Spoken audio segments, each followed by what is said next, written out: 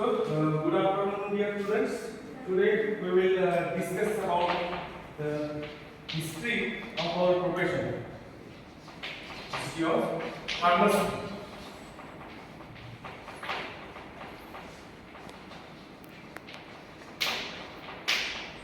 जर आपण बघितलं तर ब्रिटिशर्स जे आपल्यावर रूल करून गेलेले, जे राज्य करून गेलेले, त्या अगोदर खरं पाहिलं तर आपल्या इथे फार्मसी प्रोफेशनच नव्हतं. हे प्रोफेशन जे अस्तित्वात आलं ते ब्रिटिश रूलर्स मुळे आलं. त्यांनी आपल्याकडे ॲलोपॅथिक सिस्टीम घेऊन आलेले. कारण त्या अगोदर आपण जे डिपेंडेंट होतो ते कशावर डिपेंडेंट होतो? कशावर होतो? आयुर्वेद, युनानी, सिद्धा ह्या ज्या सिस्टीम होत्या त्यावर आपण डिपेंडेंट होतो. आणि जेव्हा इंग्रज भारतावर राज्य करायला आले, the British rulers when came to the India for the sake of just trade, ना व्यापार करण्यासाठी जेव्हा आले तेव्हा त्यांनी त्यांच्या सोबत हे ॲलोपॅथिक सिस्टीम जी आहे ही इव्हॉल्व झाली. त्याला काय म्हणतो आपण? ॲलोपॅथिक सिस्टीम ही त्यांच्यासोबत आली, बरोबर, इंडियामध्ये. We are not familiar, we are not using the allopathic system before that. So that we will see this portion in two parts. एक before independence आणि after independence. याला जर आपण दोन पार्ट मध्ये जर केलं तर आपल्याला कसं इव्हॉल्व झालं फार्मसी प्रोफेशन ते आपल्याला कळेल. Clearly we will get the idea about that. कशा पद्धतीने फार्मसी प्रोफेशन जे आहे हे अस्तित्वात आलं भारतामध्ये. Before independence, if we see the allopathic system, as I already told you that came into the India with the British traders who later become the rulers. ना जे ज्यांनी शासन केलं, रूलर्स म्हणजे त्यांनी आपल्यावर शासन केलं. अंडर ब्रिटिश रूल दिस सिस्टीम गॉट स्टेट पॅट्रोनेज. त्याला पर्टिक्युलर संरक्षण होतं ना.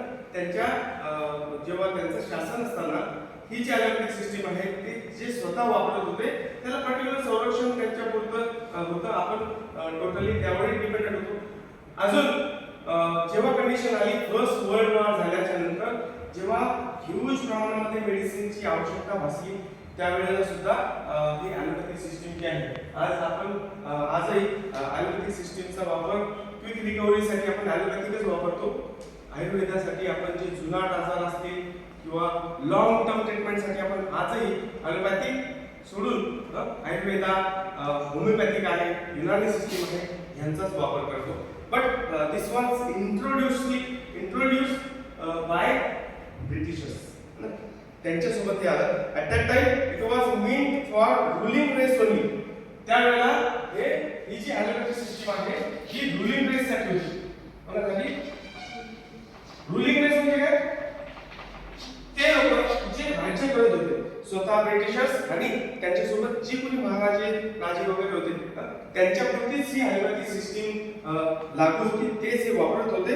Latter on it was popular to जी आम जनता आहे bye close to 19th century. हे काय झालं?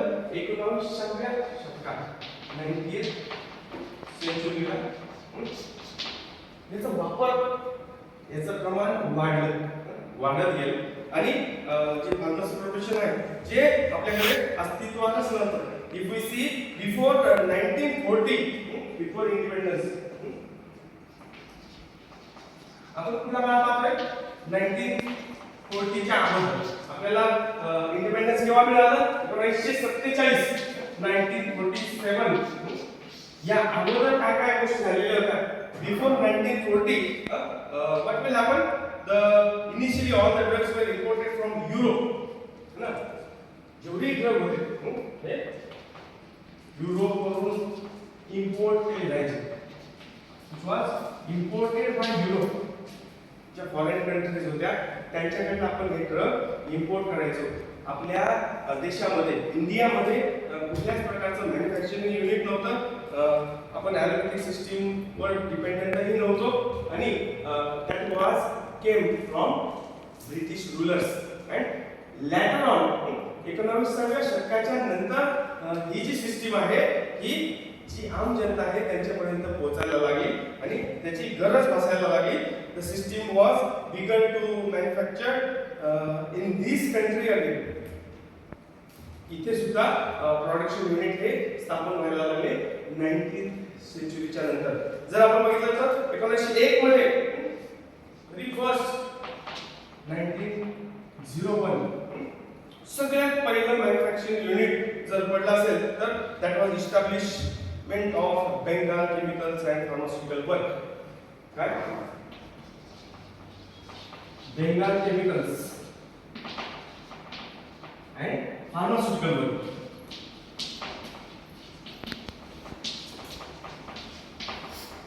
सगळ्यात पहिले आता जे सगळ्यात अगोदर असतं त्याचं महत्त्व जास्त आहे. Many time in competitive exam question may ask जे सुरुवातीला असतं आणि जे शेवटी असतं मध्ये काय काय झालं ते एवढं इम्पॉर्टंट नाही. सगळ्यात पहिली कंपनी जर इस्टॅब्लिश झाली असेल तर कोणती झाली? इंडियामध्ये. आणि यांनी खूप काही असं मोठे युनिट सुरू नाही केलं. जस्ट वर्ल्ड वॉर मध्ये लागणारे स्पिरिट आणि जे हे आहे त्याच्यासाठीच त्यांनी एक छोटेसे युनिट ओपन केले की ज्याचा भरपूर प्रमाणामध्ये वापर होत होता. पण मेकर्स कोणी नव्हतं, मॅन्युफॅक्चरर पण नव्हते. We are totally depends upon European countries. तिथून ते इम्पोर्ट व्हायचं आणि ते यूज केलं जायचं. So very first company we see in 1901 मध्ये Bengal chemicals and pharmaceutical work has been established by P.C. Rai. Acharya P.C. Rai. कुणी आहे? आचार्य P.C. Rai यांनी ही कंपनी स्थापन केली. कुठे केली? Calcutta. And later on in 1903 1903 मध्ये ही कुठे स्थापन झाली?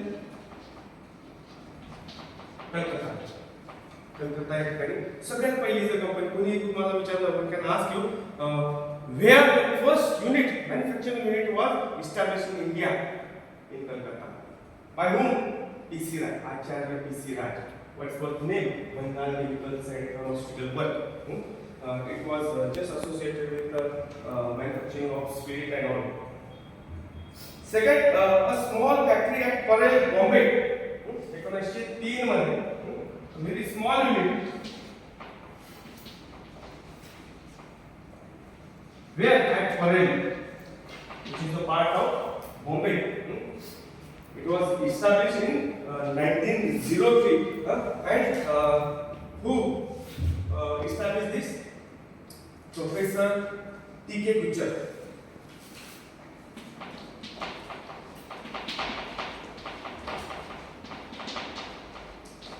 Company. Later on, it was a famous pharmaceutical industry nowadays. That is Alembic. You heard about that? की पहिल्या 10 मध्ये राहते 1907 मध्ये.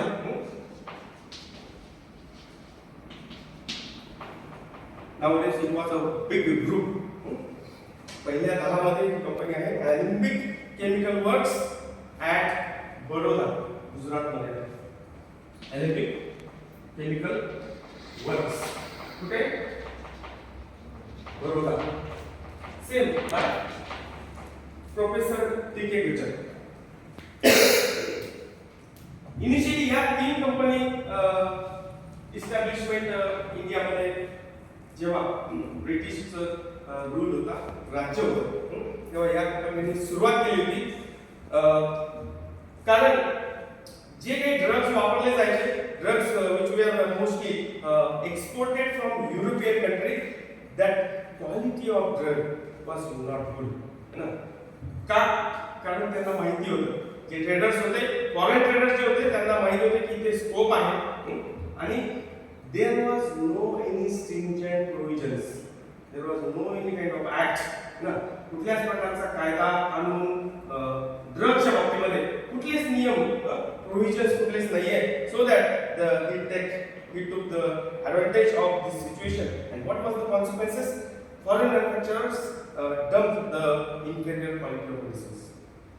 पूर्णपणे इन्फेरियर क्वालिटी किंवा युजलेस ड्रग है ना,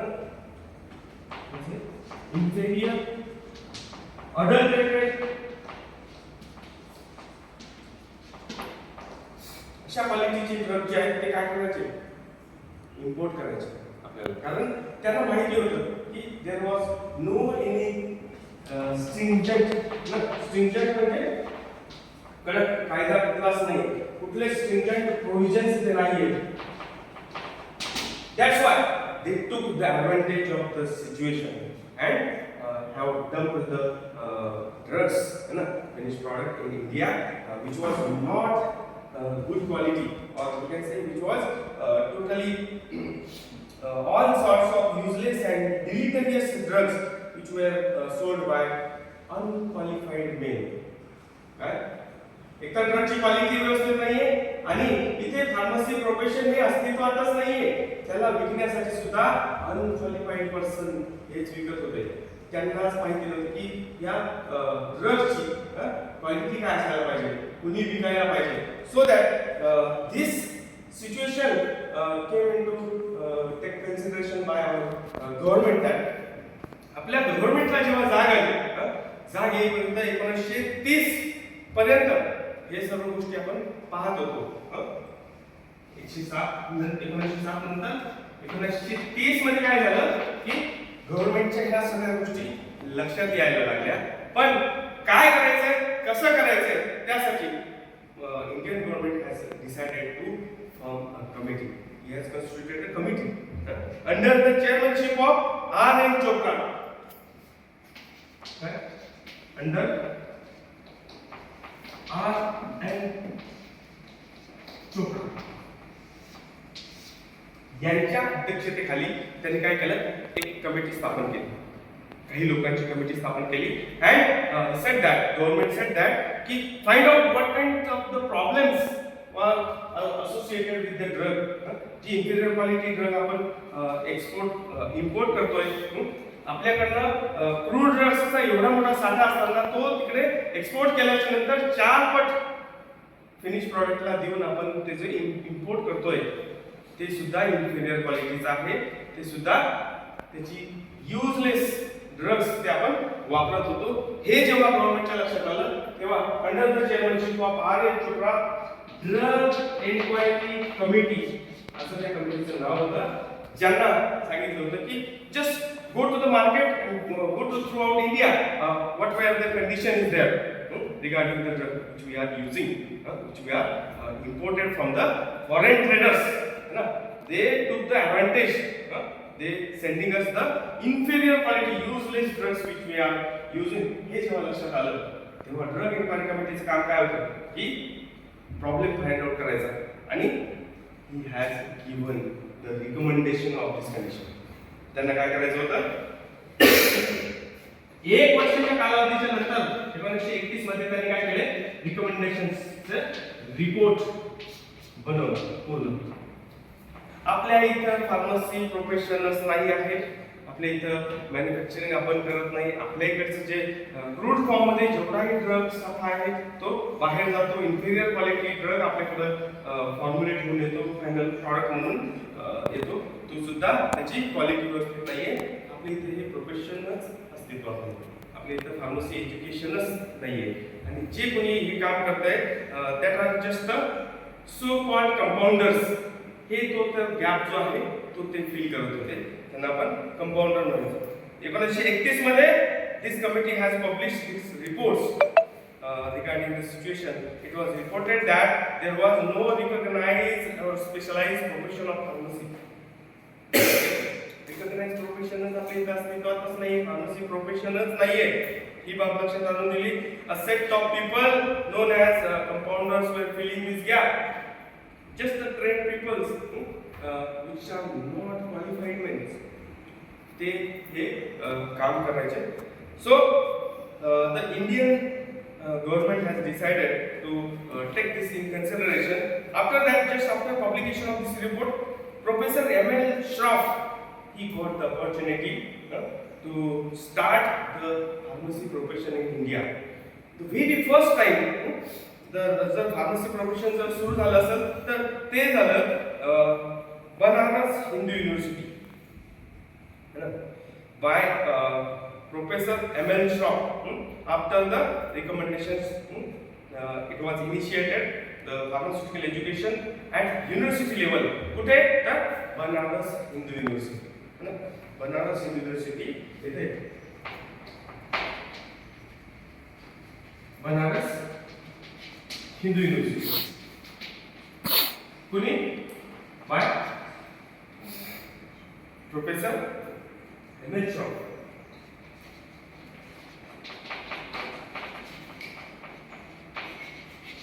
And not only he started the pharmaceutical education at Banaras University, he also take part in publicize the pharmacy profession in our India.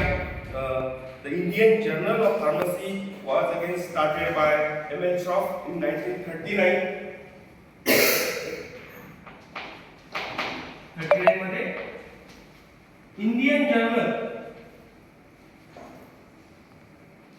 जे थ्रू आउट द पब्लिक यांच्या हातापर्यंत ही माहिती पोहोचेल की pharmacy profession हे असायला पाहिजे, त्यांना माहिती व्हायला पाहिजे की आपल्या इथे हे फार्मसी प्रोफेशन हे अस्तित्वातच नाहीये.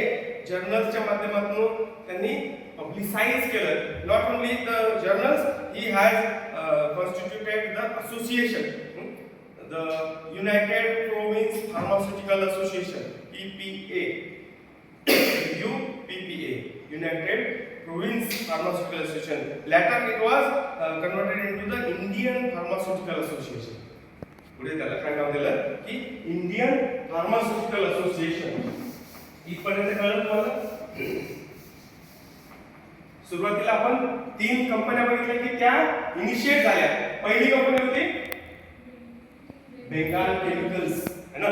दूसरी आहे very small unit which was established in the Parel, बॉम्बेचा जो पार्ट आहे. आणि 1907 मध्ये त्याच कंपनीला आपण अॅलेम्बिक नावाने ओळखतो की जी आज खूप मोठी आहे. कोणाची आहे? कोणी इस्टॅब्लिश केली ती? टी.के. गुज्जर, है ना. सगळ्यात पहिली इंडस्ट्री जी आहे ती पी.सी. राय यांनी इस्टॅब्लिश केली. या 3 कंपन्यांच्या नंतर जेव्हा Indian government has been wake up regarding what kinds of situation is there in India about drugs which we are using, which are imported from the European traders. They took the advantage. They sending us the inferior quality of drugs. So that government has to decided that the committee was there. Committee should be constituted to inquire on the inquiry, and he has submitted within a year his report. And after that, the pharmacy education is also initiated by Professor कोणी केलं? M.L. Shroff. आणि नुसतंच pharmacy profession pharmacy education सुरू नाही केलं हिंदू बनारस युनिव्हर्सिटीमध्ये, तर त्यांनी काय केलं? फार्मास्युटिकल जर्नल्स हे छापले जे लोकांपर्यंत पोहोचले. And association was constituted which was publicise the. कुठलंही असोसिएशन जर असेल तर ते त्या प्रोफेशनसाठी काम करतं आणि त्या प्रोफेशनचा प्रसार करतं, वाढवतं. त्या प्रोफेशनला मोठं करण्यासाठी एक असोसिएशन, एक group of people must be there to develop the profession. Later on, in 1940, the pharmaceutical conference held its session at different places to publicize the pharmacy as a whole. Journal नंतर त्यांनी काय केलंय? Conferences घेतल्या वेगवेगळ्या ठिकाणी जाऊन.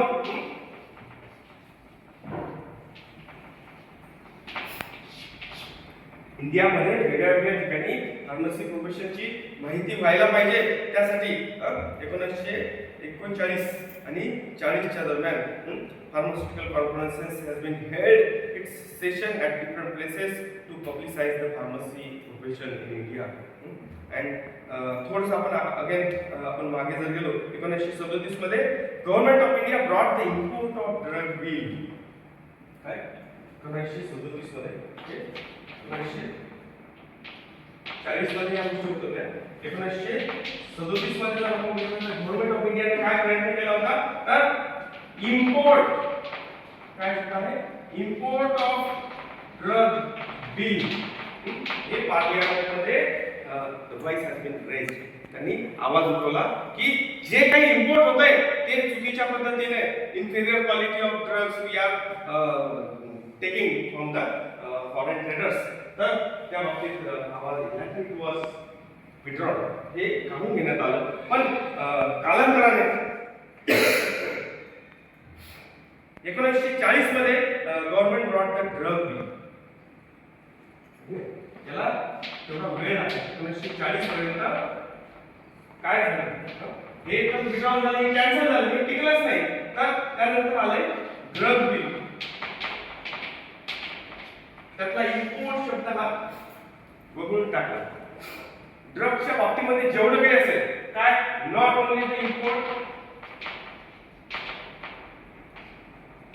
Manufacturing distribution and sale even the possession बाळगणे वापरणे यासाठीचे सर्व रूल्स आणि रेग्युलेशन सांगणारं ड्रग बिल पास करण्यात आलं. Later it was established as Drug Act 1940. त्याला तो ऍज अ ऍक्ट म्हणून ऍक्ट म्हणजे काय तर कायदा सुव्यवस्था ज्यामध्ये काही प्रोव्हिजन्स असतात रूल्स रेग्युलेशन्स असतात. What should be the prohibited काय करायचं काय नाही करायचं है ना या गोष्टी दिलेल्या असतात. काय करायला पाहिजे काय नाही करायला पाहिजे जे नियम दिलेले असतात त्यासाठीचा हा कायदा ड्रग ऍक्ट हा अस्तित्वात आला. 1940 मध्ये which was regulate the import, manufacture, sale and distribution of drug in British India. कारण अजूनही आपल्याला इंडिपेंडन्स मिळालेलं नव्हतं. 1940 मध्ये the bill was finally adopted as a Drug Act 1940. After that, in 1941, the first Drug Technical Advisory Board under this act. In 1941, DTAB. जसं मी तुम्हाला सांगितलं की गव्हर्नमेंटनं सुरुवातीला काय केलं होतं ड्रग इन्क्वायरी कमिटी किंवा ही काय सिच्युएशन आहे याच्या बाबतीत माहिती काढा आणि एक रिपोर्ट सादर करा की काय त्यामध्ये रिकमेंडेशन्स आहेत की काय आपण फार्मसी प्रोफेशन किंवा हे जे चाललंय याच्या बाबतीमध्ये आपण काय करू शकतो. तसंच टेक्निकल ॲडवायझरी बोर्ड कशाच्या बाबतीमध्ये ड्रगच्या बाबतीमध्ये ड्रग्स टेक्निकल ॲडवायझरी की तुम्ही ॲडवाइज करा की आपण यामध्ये काय सुधारणा करू शकतो. तर ही कमिटी स्थापन केली. या कमिटीमध्ये कुठले कुठले मेंबर्स असायला पाहिजे इलेक्टेड नॉमिनेटेड एक्स ऑफिशियो ते मेंबर ठरवण्यात आले आणि फार्मसी प्रोफेशन रेज करण्यासाठी under the act the first drug technical advisory board has been constituted along with that central drug laboratory CDL has been established at Calcutta.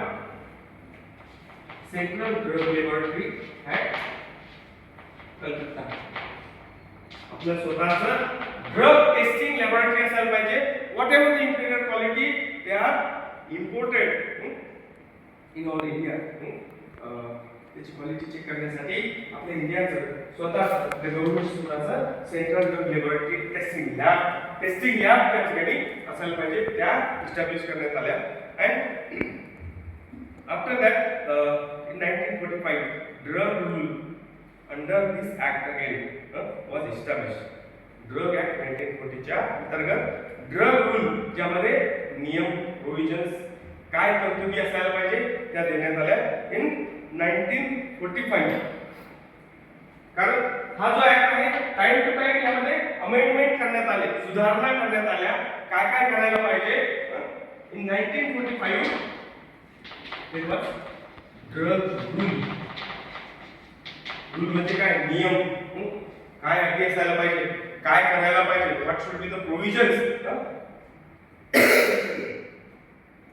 Then Drug Act was modified time to time and present the provisions of Act covers cosmetic, Ayurveda, Unani या सर्व system सुद्धा यामध्ये cover केल्या, कारण हे सुद्धा drug म्हणून त्याचा for the cure, diagnosis, prevention, treatment of any kind of illness and treatment disease condition असेल तर याला सर्व गोष्टींना यामध्ये कव्हर केलं आणि ऍक्टचं नाव झालं ड्रग अँड कॉस्मेटिक ऍक्ट 1940.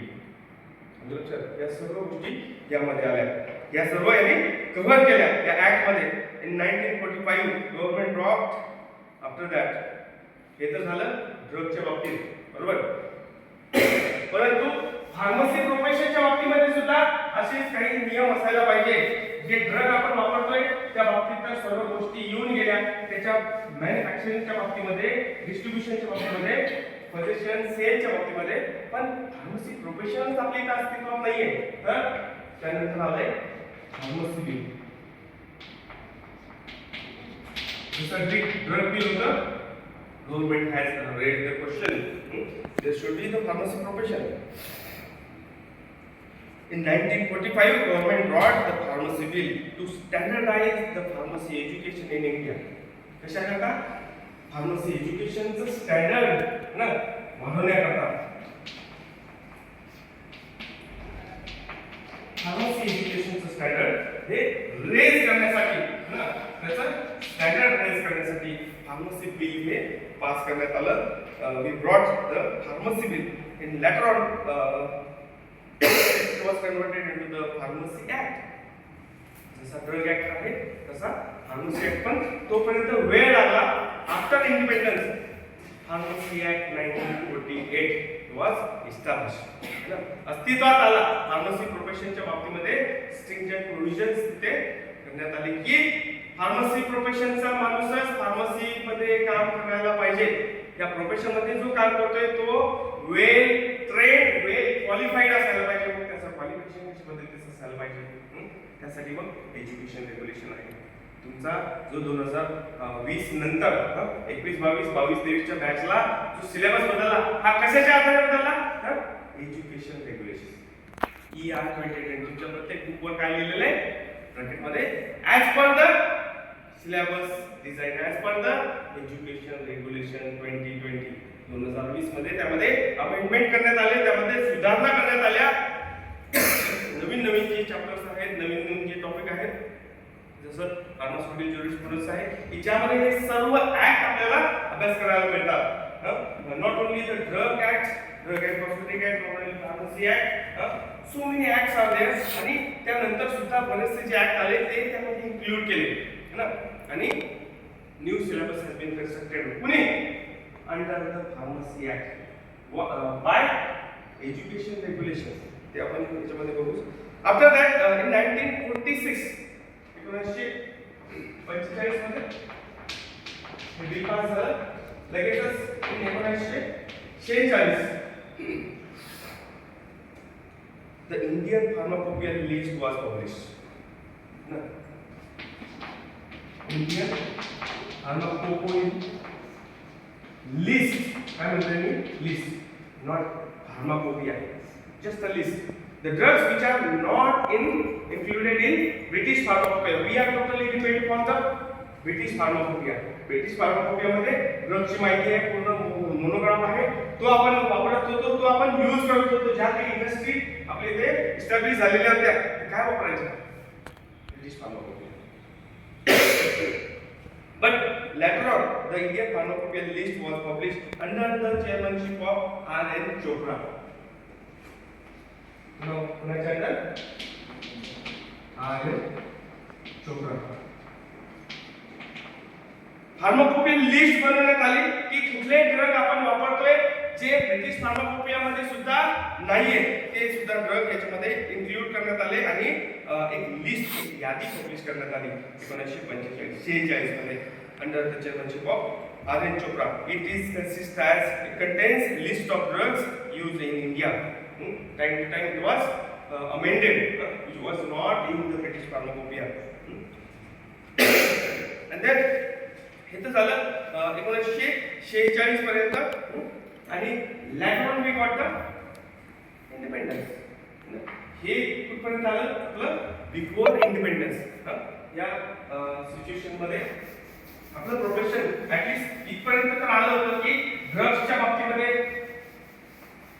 पूर्ण कंट्रोल असायला पाहिजे, वेगवेगळे त्यामध्ये रूल्स आणि रेग्युलेशन असायला पाहिजे, बिकॉज इन्फिरियर क्वालिटी ड्रग्स जे आपण वापरतोय, जे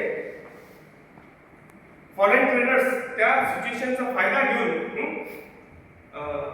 जे मार्केट पूर्ण जे आहे ते डंप झालेलं होतं, कारण मागणी वाढलेली होती. आणि इथे फार्मसी प्रोफेशन अस्तित्वात नाही, कुठली स्ट्रिंजंट प्रोव्हिजन्स इथे नाहीये, कुठल्याच तरतुदी इथे करून ठेवलेल्या नाहीये. त्यासाठी pharmacy act, pharmacy education has been initiated and pharmacy act was established after the independence in 1948. सगळ्यात पहिलं काम जर झालं असेल आफ्टर इंडिपेंडन्स, मी तर बघितलं आपण बिफोर इंडिपेंडन्स, आफ्टर इंडिपेंडन्स हा जो ऍक्ट आहे इन 1948 फार्मसी ऍक्ट. पहिले काय होतं, फार्मसी बिल होतं, त्याचा ऍक्ट मध्ये रूपांतर करण्यात आलं.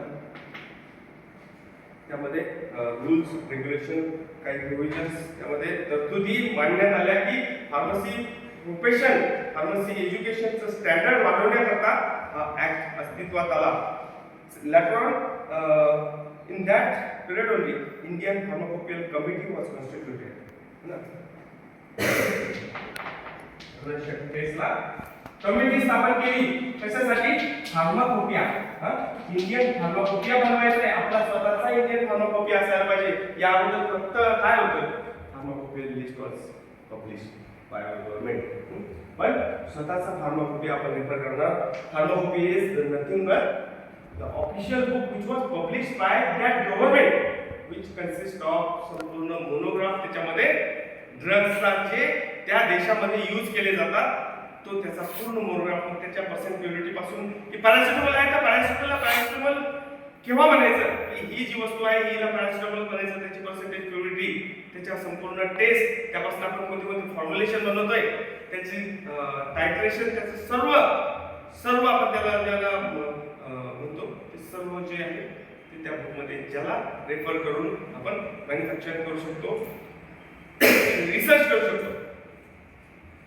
That was committee has been constituted under the chairmanship of B.N. Ghosh, Dr.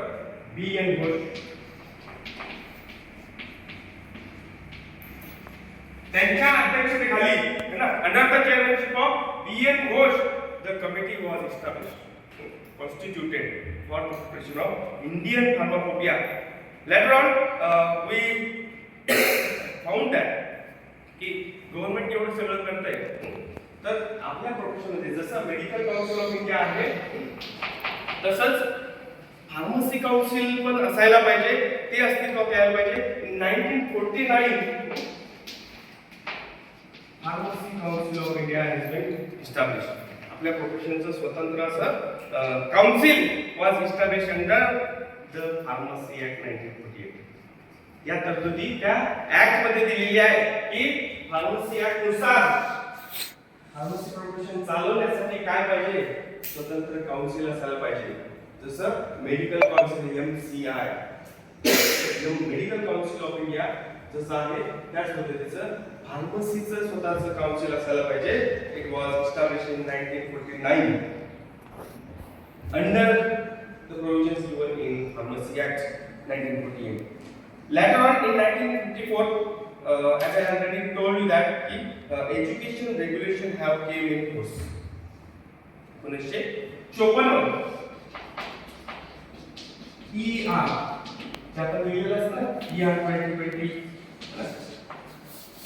तर एज्युकेशन रेग्युलेशनची स्थापना करण्यात आली की जे सेट करून देईल की प्रॅक्टिकल ट्रेनिंग किती असायला पाहिजे, कोर्स कशा पद्धतीने डिझाइन केलेला असायला पाहिजे, हे कोण ठरवेल, एज्युकेशन रेग्युलेशन. इथे गव्हर्नमेंटने काय केलं की जबाबदारी ती स्प्रेड अप करत आली ना.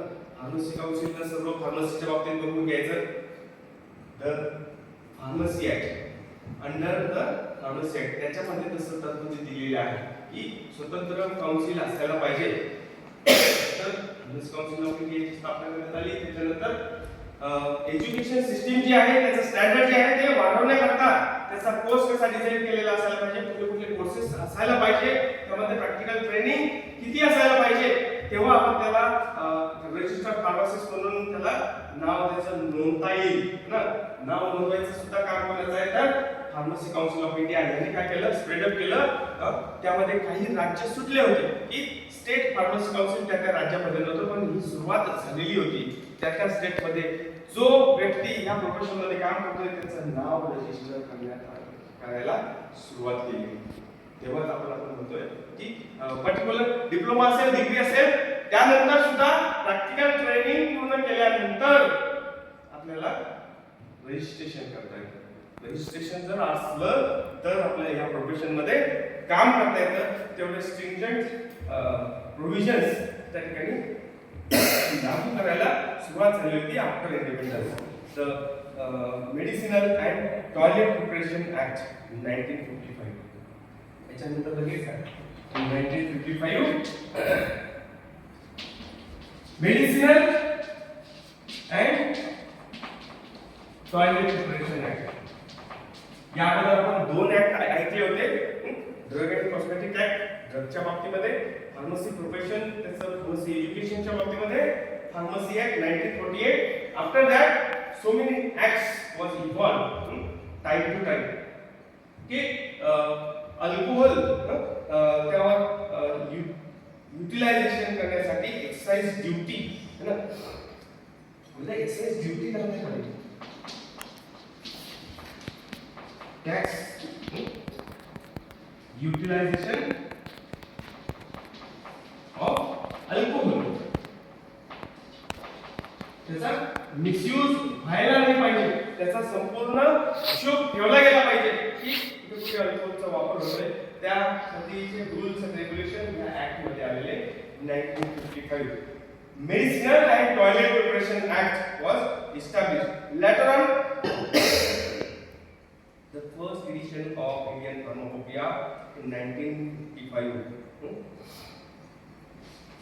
Exactly at the same time, the first edition of IP. Dr. B.N. Bush, he constituted a committee under their chairmanship and worked upon that. आपला स्वतःचा इंडियन फार्माकोपिया हा असायला पाहिजे, ज्यामध्ये संपूर्ण ड्रगचा मोनोग्राम असेल. जे ड्रग्स आपण यूज करतो इंडियामध्ये, जे ब्रिटिश फार्माकोपियामध्ये सुद्धा नाहीये. The first edition was established. किती वेळ लागला? जवळपास 5 ते 7 वर्षाच्या कालांतरामध्ये त्यांनी काय केलं, आपली स्वतःची एडिशन जे आपण ऑफिशियल बुक म्हणतो, which was published by Indian government ना, ज्यामध्ये संपूर्ण मोनोग्राफ आहे ड्रग्सचा, जे आपण ड्रग इथे वापरतो. जे त्याच्यामध्ये नाहीये ते काय बॅन आहे. टाइम टू टाइम त्यामधनं काय एडिट करायचं, काय ऍड करायचं, ऍडिशन अँड डिलिशन हे टाइम टू टाइम चालू राहतं.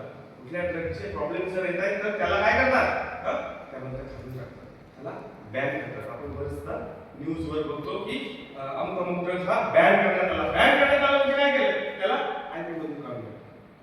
बरोबर. So the first edition of Indian pharmacopoeia जो आपला स्वतःचा आहे आफ्टर इंडिपेंडन्स इन 1947 च्या नंतर 1955 ला आपला स्वतःचा असा इंडियन फार्माकोपिया ऑफिशियल बुक ड्रगच्या बाबतीमध्ये इस्टॅब्लिश पब्लिश करण्यात आलं by our government.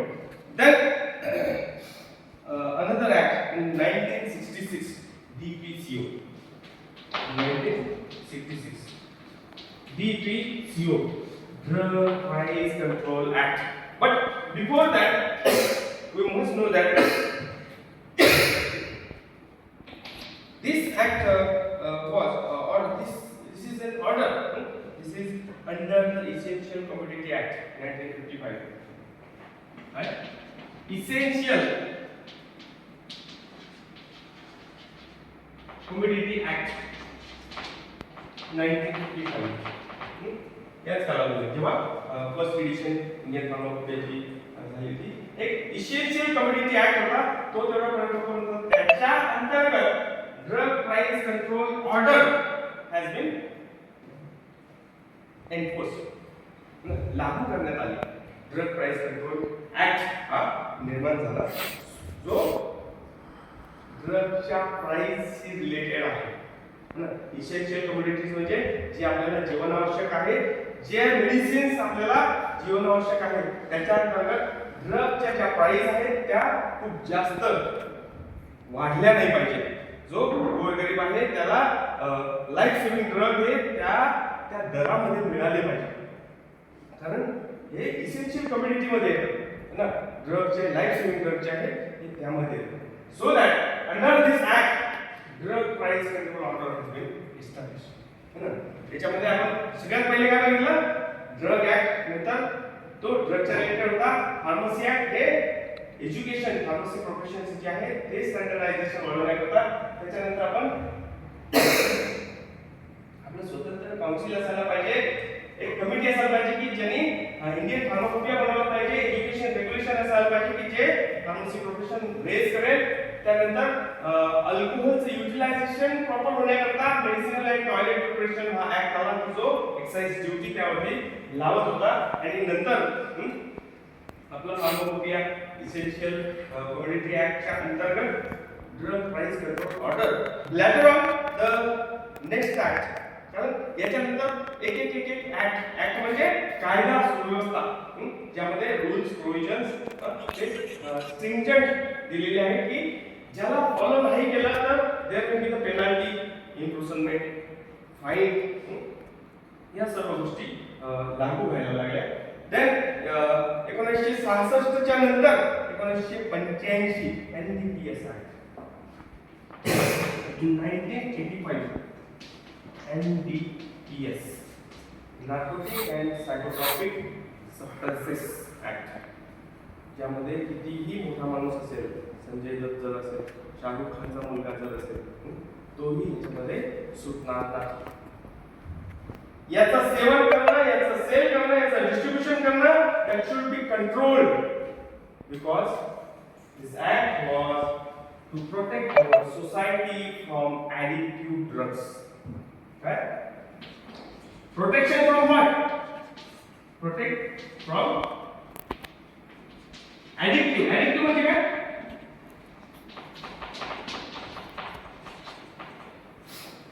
Life save करण्याकरता तर आपण ड्रग वापरतोच, पण काही ड्रग असे की ज्याचा जर वापर आपण केला तर त्याचे ऍडिक्शन लागण्याची चान्सेस जास्त असतात. बरोबर की वारंवार तो जर ड्रग काही मिळाला तर तो माणूस कासावीस होतो. त्याचा मिसयूज सुद्धा होऊ शकतो नशेच्या कामासाठी. तर त्या बाबतीत काही स्ट्रिंजंट प्रोव्हिजन्स असायला पाहिजे. त्यासाठी इन 1985 NDPS ऍक्ट एक स्वतंत्र डिपार्टमेंट असतं. तुम्ही जॉन इब्राहिमचा पिक्चर बघितला असेल फोर्स, त्यामध्ये तो काय असतो, नार्कोटिक डिपार्टमेंट मध्ये काम करतो.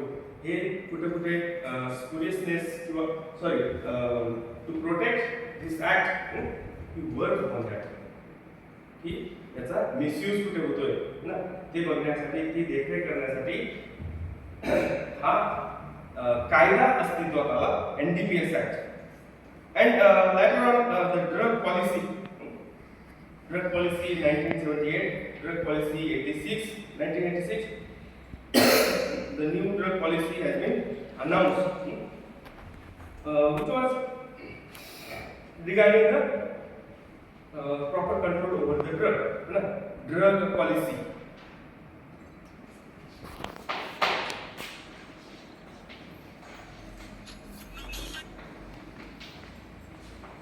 हॅलो, त्याच पद्धतीने लेक्चरमध्ये नंतर इन 2002 फार्मास्युटिकल नाही बटन लेक्चर झालं की हो हो नाही लेक्चरच चालू आहे.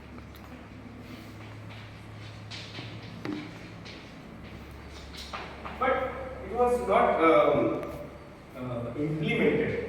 ती कोर्ट मॅटर मध्ये अडकल्या कारणानं तिचं पुढे काही करता नाही आलं. Later on, it was replaced by National Pharmaceutical Pricing Policy. In 2012, 2012 National NPPA, National Pricing Policy. The drug policy 1994. National Pharmaceutical Pricing Policy is the policy which governs the price control. ड्रगची जी price आहे ती control करण्याकरता as per the drug price control order त्या सोबत मिळून ते काम करायचे एनफोर्स करण्यात आलं control the price of drug. And currently one needs at least diploma in pharmacy to practice in our profession. At least त्याचा डिप्लोमा झालेला असायला पाहिजे, तोच आपल्या क्षेत्रामध्ये काम करू शकतो. In the provisions of act are implemented through the Pharmacy Council of India. हे कुठून चालतं तर फार्मसी काउन्सिल ऑफ इंडिया या सेंट्रल जे आहे ना ऑल ओव्हर इंडिया त्याचा होल्ड आहे की आपल्या प्रोफेशन वरती की हे कंट्रोल करतात त्या प्रोफेशनला. ते आहे pharmacy council of India. At least तो जो व्यक्ती आहे फार्मसी प्रोफेशन मध्ये काम करणारा तो डिप्लोमा इन फार्मसी असायला पाहिजे. That requires the individual state to establish state pharmacy councils. त्यानुसार प्रत्येक राज्यामध्ये त्याचं पर्टिक्युलर स्टेट फार्मसी काउन्सिल हे असायला पाहिजे हे रिकमेंड करण्यात आलं. which is the responsibility of that state for controlling and registering the pharmacist, to control the profession in your state and to register the pharmacist in your state. जे या profession मध्ये त्या राज्यामध्ये काम करतायत त्यांची यादी त्यांच्याकडे असायला पाहिजे इन देअर रिस्पेक्टिव्ह स्टेट्स. त्यांचं नाव नोंदवण्याकरता त्यांना पर्टिक्युलर प्रॅक्टिकल ट्रेनिंग त्यांनी कंप्लीट केलेलं आहे का, त्यांचे डॉक्युमेंटेशन व्हेरीफाय केल्यानंतर ते त्यांचं नाव त्या यादीमध्ये त्या स्टेटच्या यादीमध्ये ते समाविष्ट करतात आणि तुम्हाला देतात एक रजिस्ट्रेशन सर्टिफिकेट ज्या आधारे तुम्हाला तुमच्या जिल्ह्यामध्ये त्या आयुक्ताकडे अर्ज केल्याच्या नंतर फाईल पुटअप केल्याच्या नंतर तुम्हाला लायसन्स मिळतं. लक्षात त्याला आपण म्हणतो licence to sale the drug, to for the distribution of drug ना, सेल अँड डिस्ट्रीब्युशन साठी तुम्हाला लायसन्स प्रदान केलं जातं. This is all about the our history as we have understood. दोन पार्ट मध्ये आपण त्याला लक्षात घेतलं, बिफोर इंडिपेंडन्स आणि आफ्टर इंडिपेंडन्स है ना. यामध्ये तुम्हाला काय करायचंय की कुठल्या इयर मध्ये काय काय गोष्टी झालेल्या आहेत है ना. व्हेरी इंटरेस्टिंग की सुरुवातीला काहीच फार्मसी प्रोफेशन अस्तित्वात नव्हतं. आपण टोटली वेगळ्या सिस्टीम वरती डिपेंडेंट होतो. ॲलोपॅथिक सिस्टीम आपल्याला माहिती सुद्धा नव्हतं. आपल्या दैनंदिन जीवनामध्ये वापरामध्ये ही सिस्टीम नव्हती. ही कोण घेऊन आलं तर ब्रिटिश रूलर्स जे आपल्यावरती शासन करत होते आणि रुलिंग रेसेस जे आहेत जे राजे महाराजे त्यांच्या सोबत राहणारे यांच्यापुरती ती मर्यादित होती. Later on it was popular to the common peoples ना. आणि after world war there was huge requirement has been increase है ना. तर त्यावेळेलाच आपल्याकडे पहिल्या ज्या इंडस्ट्रीज सुरू झाल्या 1901 मध्ये, 1903 मध्ये, 1907 मध्ये अलेम्बिक नावाचा ग्रुप हा इस्टॅब्लिश झाला. Nowadays it was a big group है ना in the manufacturing of drugs. आणि कायदा सुव्यवस्था ड्रगच्या बाबतीमध्ये जी इन्फिरियर क्वालिटी आहे, जे ड्रग इम्पोर्ट व्हायला लागले त्याची क्वालिटी जी आहे ती युजलेस होती, अडल्ट्रेटेड होती, भेसळयुक्त. अडल्ट्रेटेड म्हणजे काय, भेसळयुक्त ते आपल्याला सर्रास पाठवायला लागले. आणि मेन जो क्रूड ड्रग आहे तो कुठला आहे, आपल्या इथून तो एक्सपोर्ट व्हायचा आणि त्यालाच पॉलिश करून ते 4 गुणा जास्त है ना आपल्याकडनं घ्यायचे. आणि inferior quality has been dump into our Indian market ना. Lot of स्पेसनेस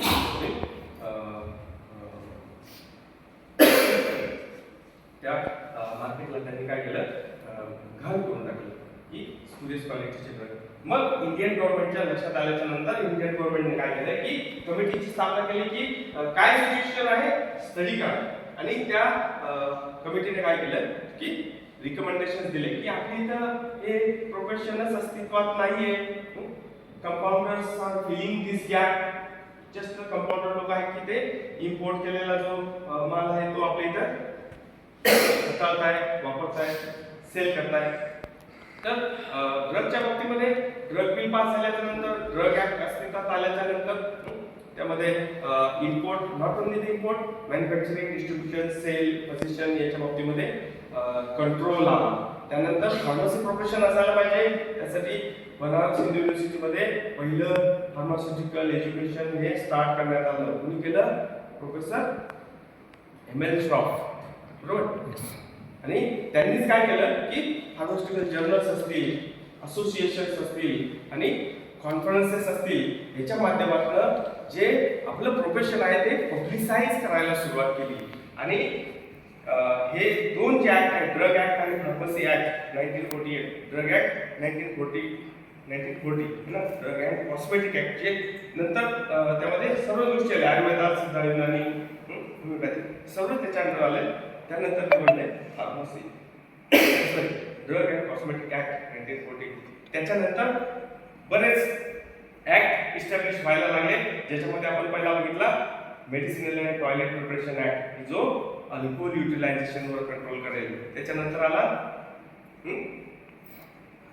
drugs and magic remedies, ते सुटलं का? Drugs and magic remedies act. Drugs and magic remedies act म्हणजे की ज्यामध्ये ऑब्जेक्शनेबल ऍडव्हर्टाइजमेंट करता येत नाही, है ना. छू छाव म्हणतो आपण त्याला, की खात्रीशीर 100% विलास, ही अशी ऍड कुठल्याच पद्धतीची करता येत नाही. तो सुद्धा आहे. तो याच्यामध्ये मला सांगताना सुद्धा तुम्हाला की मेडिसिनल अँड टॉयलेट प्रिपरेशन नंतर drugs and magic remedies act. त्यानंतर ड्रगच्या प्राइस ह्या खूप जास्त वाढायला नको, त्यामुळे इसेन्शियल कम्युनिटी ऍक्टच्या अंतर्गत ड्रग प्राइस कंट्रोल ऑर्डर ही इस्टॅब्लिश करण्यात आली. त्याच्यानंतर नार्कोटिक ड्रग्सचा वापर to prevent our society from the कोणते ड्रग्स? ॲडिक्टिव्ह सवय लागणारे ना, ज्याची सवय लागू शकते, ज्याचा मिसयूज होऊ शकतो, है ना, तो ऍक्ट अस्तित्वात आला, है ना. आणि त्यानंतर ड्रग पॉलिसी आणि फार्मसी पॉलिसी, है ना, जे NPPA ने टेक ओव्हर करून घेतलं, ते रिप्लेस केलं आणि त्यामध्ये प्राइस कंट्रोल असेल आणि या सर्व गोष्टी कव्हर करण्यात आल्या. अंडरस्टूड? समजलं तुम्हाला? That's it. आपण as being a budding pharmacist we must know our history of our profession, है ना. आपलं प्रोफेशन कशा पद्धतीने इस्टॅब्लिश झालंय आपण दोन याच्यामध्ये डिवाइड करून स्टडी केलं की इंडिपेंडन्सच्या अगोदर काय होतं, इंडिपेंडन्सच्या नंतर कशा पद्धतीने, है ना. जसं इंडिपेंडन्स झाल्याच्या नंतर आपण रुलिंग आल्यानंतर, है ना, आपलं शासन आल्याच्या नंतर बरेचसे बदल झाले आणि अजूनही बरेचसे ऍक्ट आहेत की जे आपल्याला फार्मास्युटिकल ज्युरिस्प्रुडन्स मध्ये अभ्यास करायला मिळतात. नुकताच ER 2020 नुसार या सब्जेक्टचं नाव चेंज करून आणि त्यामध्ये अमेंडमेंट करून जे नवीन कायदे ना ऍक्ट जे आहेत ते त्यामध्ये इन्क्लूड केले आणि सब्जेक्टचं नाव झालं फार्मसी लॉ अँड इथिक्स. तुमच्या सिलेबसमध्ये तो सब्जेक्टचं नाव आहे फार्मसी लॉ अँड इथिक्स. या सर्व गोष्टी त्यामध्ये आपल्याला डिटेलमध्ये अभ्यास करायला मिळतील. फार्मसी ऍक्ट काय आहे, ड्रग अँड कॉस्मेटिक ऍक्ट काय आहे आणि हे बाकीचे जे ऍक्ट आहेत तेही तितकेच महत्त्वाचे आहे. टू रेग्युलेट अवर प्रोफेशन ना, ड्रग्स असतील, ड्रगच्या बाबतीत असेल आणि फार्मसी एज्युकेशनच्या बाबतीमध्ये असेल आणि ज्या ज्या गोष्टी आहेत या ऍक्टमध्ये दिलेल्या की काय प्रोव्हिजन्स असायला पाहिजे, तर त्या पद्धतीने ते फार्मसी प्रोफेशन जे आहे इव्हॉल्व केलं. You have listened carefully. Thank you very much. Understood? समजलं तुम्हाला? एखाद्या गोष्टीसारखं हे लक्षात ठेवायचं आहे. Because we must know our profession, है ना, हिस्ट्री ऑफ अवर प्रोफेशन, की हे कसं डेव्हलप झालं ना. As there is a lot many scope in our pharmacy profession, है ना. There is a sky is limit, है ना. तुम्हाला किती कमवायचं आहे याला लिमिट नाही, है ना. Because nowadays we are on the third position in the world. We are the for making of drugs, and in very few time we will got the first position. ठीक है? Thank you very much.